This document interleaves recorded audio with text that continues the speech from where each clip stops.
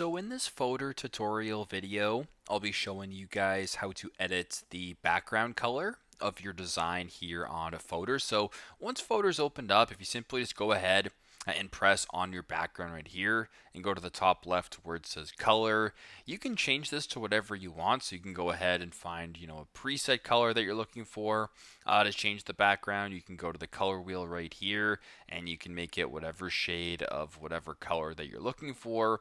And if all is good, you can go ahead and just add some stuff to your background, and your background's going to remain the color that you set. So very simple, very straightforward. That's how you guys can edit the background color of a design here on Fotor.